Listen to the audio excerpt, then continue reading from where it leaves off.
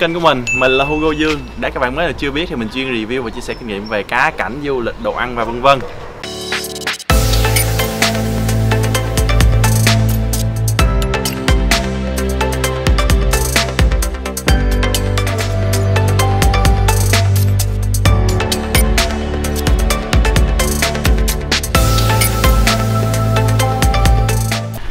Thì như các bạn cũng đã thấy, mình vừa trải qua một chuyến bay rất là dài đi từ Sài Gòn ra Hà Nội. Thì đây cũng là cái lần đầu tiên mà mình có mặt tại Hà Nội. Thì hiện tại mình đang đứng trên cái con đường đi vào cái trụ sở của Ray Fish Việt Nam, có địa chỉ là số 14 ngách 7 ngõ 264 Âu Cơ, Tây Hồ, Hà Nội. Thì cái video clip này hôm nay mình muốn gửi đến cho các bạn một cái điều rất đặc biệt. Và cái điều đặc biệt đó là cái gì thì bây giờ mình mời các bạn cùng với mình vào bên trong Ray Fish Việt Nam ha. Let's go, let's go.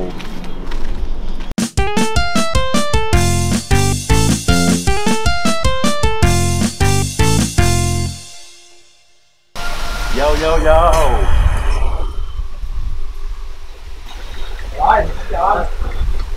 Rồi chào các bạn, đây là anh Châu.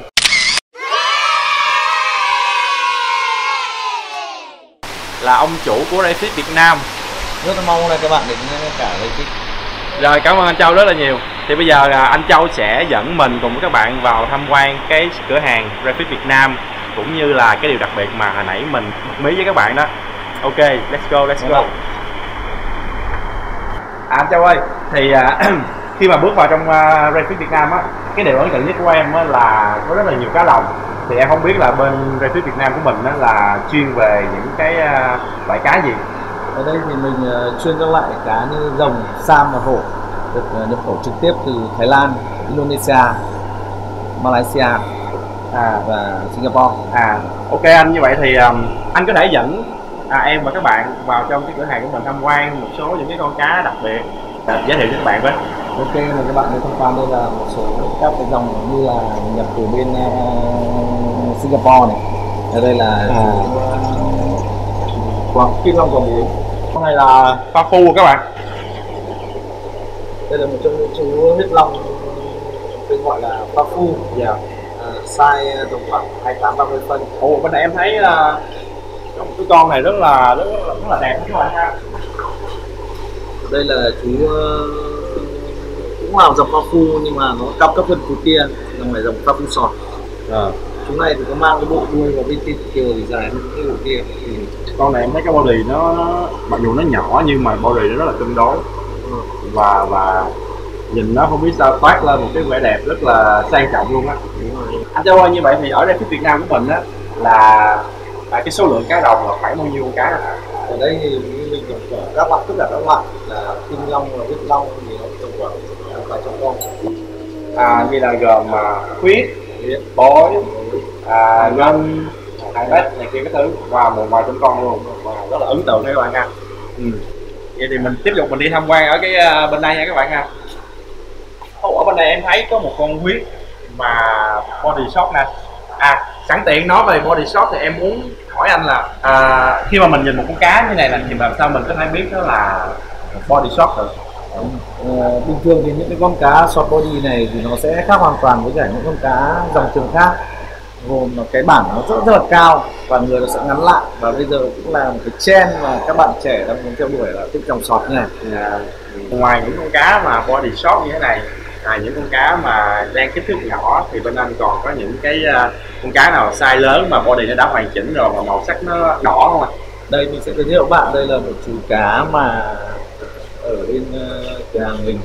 Chú cá này đã kích thước tầm khoảng 53 cm và màu sắc nó hoàn chỉnh khoảng 90%.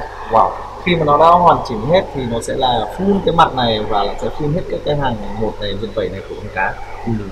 Anh ơi, như vậy thì em thấy cái màu nó rất là đỏ ha các bạn ha, màu rất là đỏ. Như vậy thì anh có thể chia sẻ với các bạn là để một con cá mà cái màu sắc nó lên đỏ vậy thì mình có những cái bí quyết gì không? Ngoài những cái việc là phải chọn tố chất con cá tốt thì là các cái chế độ như môi trường, thức ăn, nước uống để tạo nên một cái con cá nó được màu sắc và body được. Như vậy là để mà có một con cá vừa cái hình thể đẹp vừa màu sắc đẹp thì rất là nhiều cái yếu tố quan trọng các bạn ha. Anh Châu ơi, anh có nói với em là hôm nay là sẽ có một cái điều đặc biệt muốn chia sẻ với lại các bạn thì cái điều đặc biệt đó là cái điều gì vậy? Cái điều đặc biệt đấy thì em có chia sẻ với em ở ngay sau lưng em. Ồ, Em về một chú cá rất đặc biệt. đây là cái điều đặc biệt mà anh muốn chia sẻ với em á hả? Tại sao con cá này nó lại đặc biệt anh? Em có thấy con cá này và những chú cá khác thì nó có khác biệt gì nhau không? Để em coi coi. Em thấy là cái càng, cái râu cũng như là cái đuôi và hai bên trên bên dưới của nó dài hơn bình thường, đúng không? Đúng rồi em. Như vậy thì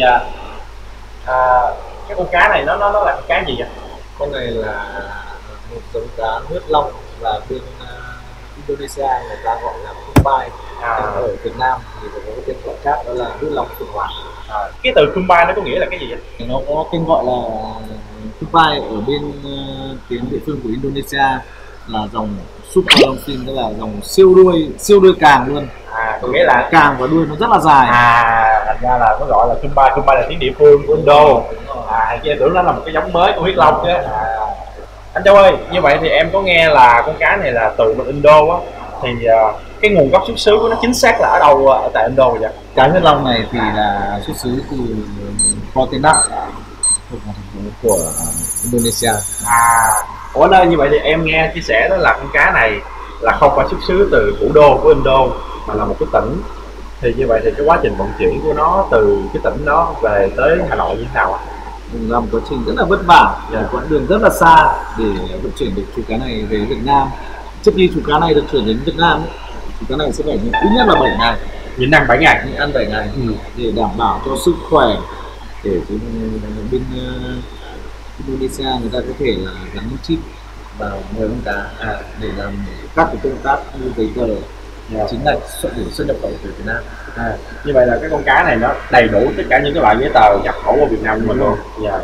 Như vậy thì anh có những cái giấy tờ gì đó là để thể hiện là con cá này được nhập khẩu chính ngạch từ Indo về không? Đây anh có một số các giấy tờ ở đây thì để anh em có thể cùng tham khảo và nhìn. Đây nha các bạn ha. Cái này là mình được nhập khẩu từ Indo đúng không anh? Rồi đây fit đây nè, đây là tên đây fit nè, đây fit Việt Nam import nè, export nè, công xuất nhập khẩu nè, còn đây còn có cái mộc của nó nữa nè ha. Đây một số các giấy tờ đây.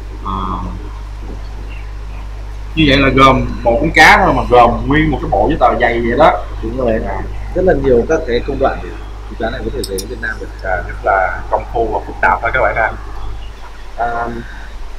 Ngoài cái nhịn ăn 7 ngày đó, khi mà đóng gói con cá lên thì nó có những cái lưu ý gì không? Những cái điều lưu ý khi con chú cá này thứ nhất là vận chuyển khoảng 30 tiếng về đến Việt Nam. Như vậy là cái quãng đường đi nó là khá dài, 30 tiếng. Ở trong 30 tiếng đó thì đi từ Indo về Việt Nam thì nó có quá cảnh ở nước nào không anh? Có em ạ. Nó qua rất nhiều khâu, ví dụ như là con chú cá này anh bắt được săn bắt tại Pontianak, và nó sẽ được bắn chip tại Pontianak và lên đến thành phố Jakarta, và sau đó là nó sẽ được trong ship đến Singapore, rồi sau đó thì nó mới về đến Nhật Bản. Như vậy là Pontianak, Indo, Pontianak, Jakarta, Singapore và cuối cùng nó mới tới Nội Bài. Đúng rồi. Đây là một cái hành trình 30 tiếng của con cá này. Rất là dài các bạn ha. Bởi vậy mà để mà con cá này mà về tới Việt Nam mà nó còn cái hình thể của nó vẫn còn đầy đủ, đuôi càng vảy này kia vẫn đầy đủ và nó vẫn còn khỏe được là cả một cái quá trình rất là gian nan. Anh Châu ơi, như vậy thì đó là cái quá trình mà chuẩn bị cũng như là đóng gói về bên phía Indonesia. Như vậy thì ngay tại Việt Nam, Hà Nội của mình thì bên Rayfish đã chuẩn bị những cái gì để đón con cá này về cho nó thật là suôn sẻ? Để chuẩn bị cho chú cá rồng này về Việt Nam thì Rayfish đã phải chuẩn bị chạy nước hàng tháng trời và chăm vệ sinh HMO hàng tuần để có một chất lượng nước tốt nhất khi mà thả chú cá này. Ok anh, như vậy là cái sự chuẩn bị ở hai đầu cầu Indo và Hà Nội là phải rất là kỹ lưỡng cũng như là khớp thời gian với nhau thì mới có thể là bên kia xuất cá thì bên đây mới có hồ sẵn để đón cá. Như vậy thì khi mà cái con cá này nó về á thì việc mà mình bỏ việc mà mình thả con cá này vô trong hồ á thì có cần những cái lưu ý gì không? Có thì em rất nhiều cái lưu ý khi mà thả một cái điều đặc biệt này vào trong hồ. Trong quá trình là khi mà chú cá này cầm đến Việt Nam thì khi mà muốn thả vô hồ này là anh sẽ phải đóng bặn oxy. Đóng bặn oxy tại vì là lúc mà trong vận chuyển 30 tiếng thì các cái Oxy nó bị hao mòn. nên mình phải bơm lại. Dạ, Nhưng mà vâng. mình cũng chưa thể thả trực tiếp vào trong bể đâu. Cái đó chắc chắn là không ai Là trực tiếp mình được. phải thả bơm lại oxy và mình thả vào lại trong bể, vứt vào trong túi ni lông. Mình ngâm cái bịch vô. Không bình vô cho con cá làm quen với cả cái nhiệt độ. Bởi là vì là cái nhiệt độ nước và nhiệt độ ở bên ngoài cũng là một cái điều đáng phải lưu ý khi mà các bạn chơi mới tập chơi thả không đặt đó. Sau khi mình ngâm cái bịch xong rồi mình bắt đầu mình thả nó vô luôn hay sao? Không, mình phải trao nước. Khi mà bạn ngâm cái túi đấy khoảng 30 phút, khi ngâm, con cá đã làm quen với cả cái môi trường, cái nhiệt độ ở trong bể rồi thì chúng ta mới bắt đầu trao nước. Thì mỗi lần trao nước đấy thì tầm khoảng 5-7 lần như thế rồi chúng ta sẽ mở túi con cá ra và để con cá nó tự bơi ra ngoài. Con cá nó sẽ tự nhiên nhất và nó không bị hoảng khi nó bơi ra khỏi túi. Như vậy là để mà thả một con cá vô hồ nó không có đơn giản các bạn ha. Thì cái điều này mình cũng muốn chia sẻ với các bạn. Thì những cái chuyên gia trong cái lĩnh vực cá rồng thì họ cũng đã chia sẻ là thả một con cá vô hồ thì phải rất là cẩn trọng. Rất là cẩn trọng là mình phải ngâm bịch để cho con cá nó quen với lại cái nhiệt độ nước mới. Rồi sau đó mình sẽ trao nước là để cho con cá nó quen với cái nước mới trong hồ.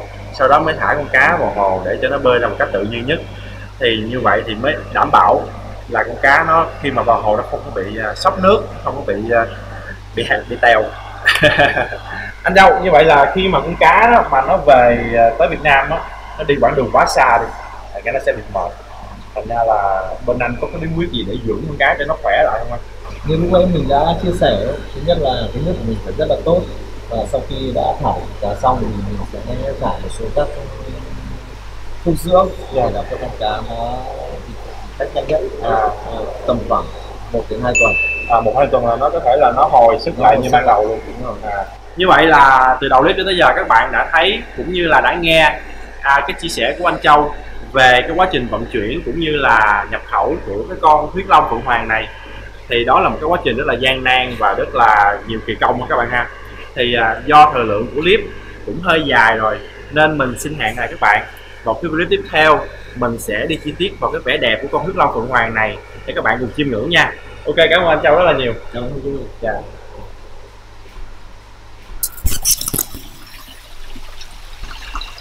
Như vậy là cái video đầu tiên mình nói về cái quá trình vận chuyển con huyết long phượng hoàng đầy gian nan và rủi ro như thế nào đã kết thúc.